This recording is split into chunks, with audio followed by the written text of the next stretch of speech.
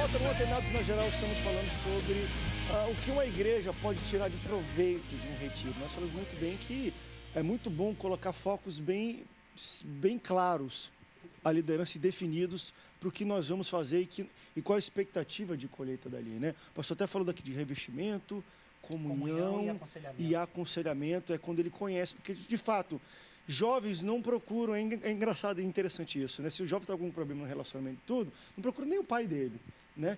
Mas é muito difícil um jovem bater num gabinete pastoral e falar, poxa, pastor, me ajuda numa situação na minha casa, ou uma questão espiritual, ou de um relacionamento meu. Isso não acontece muito no dia a dia da igreja. Já no retiro, não sei se vocês já tiveram algum tipo de oportunidade, o pastor falou que teve Max ou Bruno, às vezes até de pregar e depois alguém chegar, poxa, me dá um aconselhamento. É um ambiente propício para isso, né? Onde as pessoas abrem o coração, porque é o local disso, né? Vocês já tiveram experiência desse tipo, de um jovem chegar e falar da vida dele, coisa que nunca talvez aconteceu na igreja, onde você ministra, Max? A gente teve uma experiência, eu tive uma experiência agora, uns 2 meses atrás, em retiro, que a gente ministrou uma palavra que, até sugestiva, na semana Deus me deu, que era um retiro de confronto. Eu tenho necessidades da igreja, e aí uma das visões que ele colocou foi fazer um retiro com direções.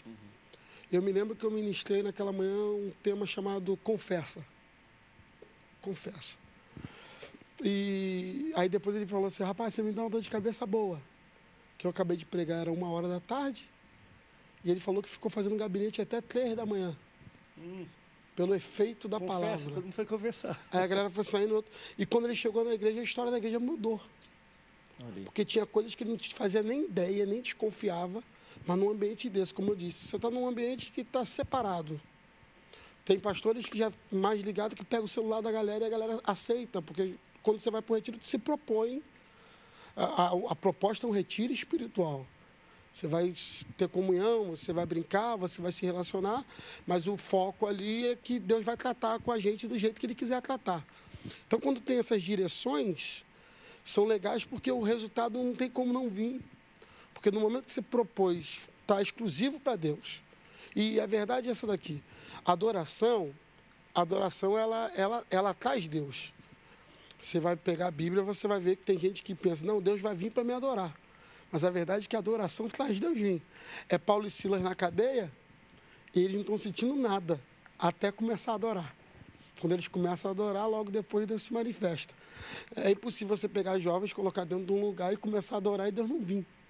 Então, quando Deus vir, Deus vai tratar, Deus vai consolar, vai exortar, e os efeitos são benéficos. Aqui a gente está com um pastor de igreja, que é a pessoa mais indicada que pode falar isso dos resultados do pós-retiro, né?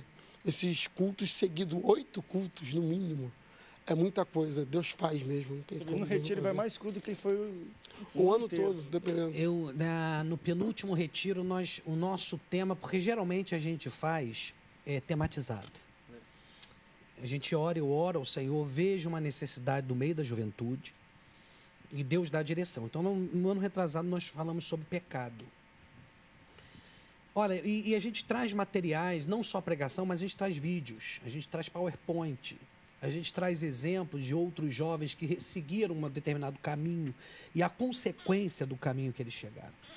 E ali a gente começou a ministrar e foi uma das vezes que mais me impactou foi ver a quantidade de jovens que, ao final da ministração, choravam quando a gente chamou para ir à frente. Eles já vinham à frente e choravam de uma maneira copiosa. Pessoas que nunca chegaram para a gente, na normalidade da igreja, para poder expor, como você falou. Né? Não procura o pai, não procura o pastor, procura um amiguinho que não tem estrutura espiritual específica. Ano passado, nós contemplamos, e algumas pessoas contemplaram, inclusive criança, demônios que estavam querendo cercar as imediações do sítio. Nós contemplamos aquilo ali. E a gente sentiu que a coisa estava meio... Acontece uns negócios esquisitos que só em retiro acontece também. Estava meio pesado o negócio, estava meio estranho o negócio. Olha, mas foi um clamor, foi naquele momento o pessoal se uniu de uma tal maneira, sabe, que nós vimos claramente ali os anjos do Senhor pelejando em nosso favor naquele momento ali. Irmãos, é impressionante. Depois daquilo ali, nós íamos fazer um mini retiro de 9 à meia-noite, que acabou 3h30 da manhã. Então, os resultados... Porque gente, pastor de igreja é o seguinte, Ele tem tantas coisas, tantas ideias, tem tantos projetos para poder... Se ele pudesse, ele levava a juventude da igreja para dentro de casa. Se eu pudesse, eu trazia a garotada para ficar comigo, passar uma semana na minha casa. Só que a sua esposa nem ia querer, não, tenho certeza. Mas tudo bem, lá do trabalho, mas até que minha esposa não tem esse problema, não. Uhum. Mas sabe por quê, gente? Porque é tanta coisa que acontece no dia a dia de uma igreja... E que você tá corrida. Tá corrida e você é um só, você não tem como se xerocar para poder resolver o problema de todos. E por mais que a gente tenha pastores auxiliares que são maravilhosos, mas tem horas que a gente sente uma solidão. Porque sente que aquela visão que Deus está te dando, só você está vendo. Os demais não conseguem te acompanhar. E eu queria, em determinados momentos, ser 3. Sou 1. Então, o momento do retiro é bom por isso também. Porque tudo aquilo que eu programo, que um pastor programa de ministrar, de orar, de aconselhar, de chorar junto, aqueles 5, 6 dias, porque nosso retiro agora foram 6 dias, foi de sexta-feira até hoje. Sexta-feira até hoje. Então o pau canta. Eu tenho que passar. Eu tenho que passar. É uma semana. Eu tenho que passar. 12 cultos. Não. 12 cultos. O cara volta crente demais no retiro desse. Não Eu tem como tenho que passar. Ele vai membro, volta pastor.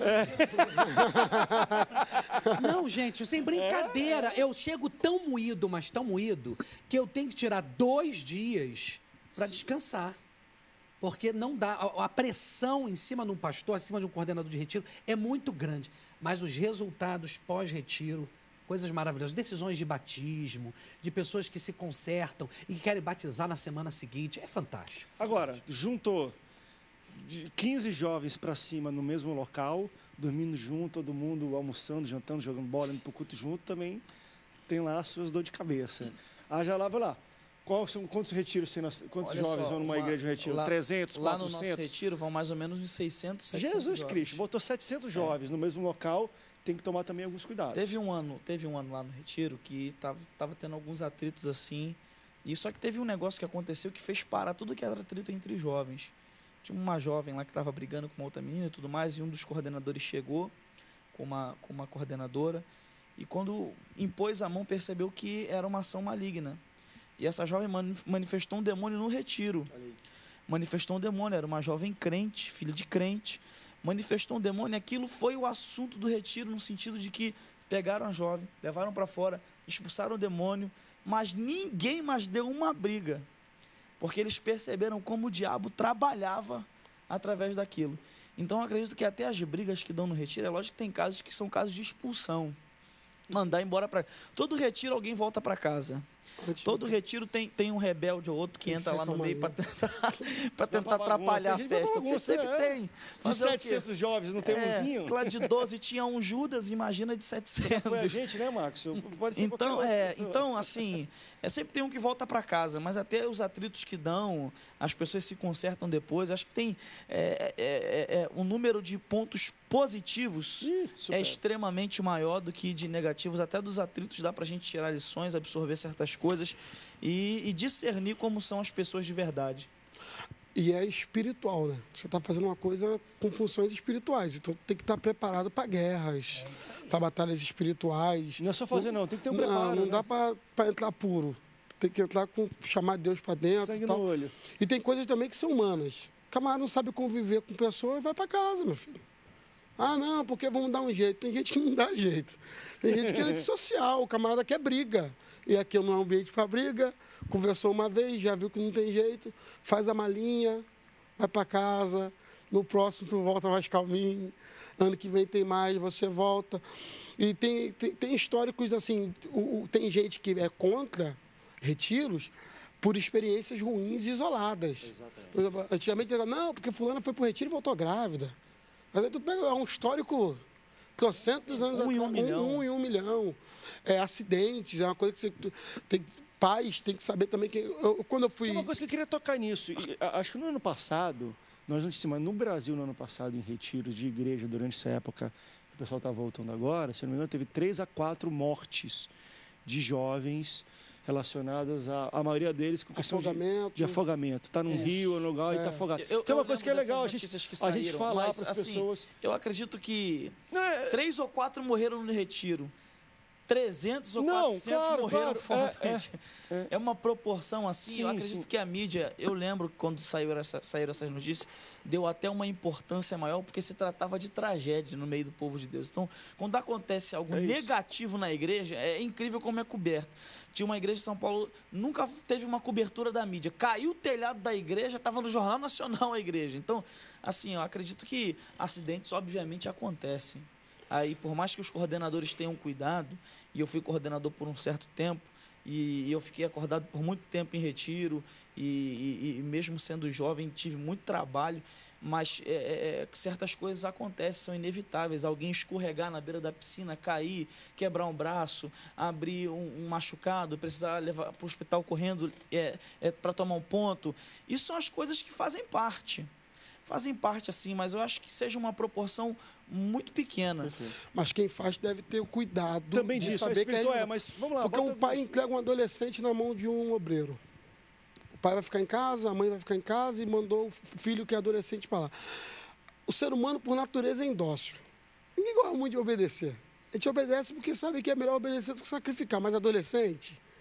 Por exemplo, tem um caso aqui de uma igreja há uns 3, 4 anos, não passa disso, aqui no Rio, que houve um problema desse. Na hora do retiro, acabou, todo mundo foi tomar banho para se arrumar. Um dos adolescentes me sai e vai tomar banho no açude. Porque a fila do banheiro estava muito grande e foi sozinho e já era de noite. Isso, o menino escorrega, ninguém viu. No dia seguinte o bombeiro foi achar o menino afogado lá. Essa igreja, por exemplo, marcou a história da igreja. A igreja nem de sonho faz retiro mais desde lá para cá. E nem se tem uma ideia de quando vai voltar a se fazer retiro por respeito à família, outras coisas, e por uma questão de descuido. E as pessoas eram até sérias, mas num descuido. Tu pega acidente familiar do pai que está com o filho numa boa, daqui a pouco, quando ele vai ver, cadê a criança? Pulou da janela no apartamento e quando vai ver, furou a grade e aconteceu. Então, são coisas que quem vai fazer tem que ter esse cuidado. E a gente tem que pensar nisso também. Quantas pessoas tu vai levar? Então, quantas pessoas tu vai levar para tomar conta? E quando eu fui líder de jovens, um pastor já de cabelinho branco virou para mim e falou assim, eu vou te dar um conselho só. Falei, então me dá. E esse conselho foi o conselho. Ele falou assim, você tem duas opções com o jovem. Ou você dá trabalho para eles, ou eles vão dar trabalho para você. Então, não adianta você pegar um monte de adolescente que está no puro suco, na disposição, e tu não ocupar eles. Então, também tem essa coisa de você saber o que você vai fazer, o trabalho que você vai fazer. Tem programação mas não sei o que faço aqui. Então faz um culto, já que não tem aí. Vamos para o intervalo, daqui a pouco a gente volta, até para falar isso, que são coisas do dia a dia mesmo no retiro. Por exemplo, na época, uma coisa que o pessoal mais reclamava quando a gente fazia retiro era cartilha. E você se inscreveu? Está aqui a sua cartilha. Tinha umas 7 páginas. Metade delas era o que não podia. Então, começava primeiro. Roupa. Vamos lá, você vai ter piscina? 2 peças, cubra, maiô com bermuda. Muita gente não gosta disso. Isso também é interessante, às vezes, para um pastor de liderança conhecer. Porque uma coisa é quando vem para a igreja. Quando vem para a igreja, todo mundo coloca a sua roupa de crente. Não tem isso? Eu vou no meu armário, vou pegar minha roupa de crente. Num retiro, vamos lá, hora da piscina. Como é que o pessoal vai vir para a piscina? É uma maneira também do pastor e o pessoal entender a cultura, a família e a cabeça de cada um dos adolescentes e das famílias a qual eles pertencem. Vamos para o intervalo.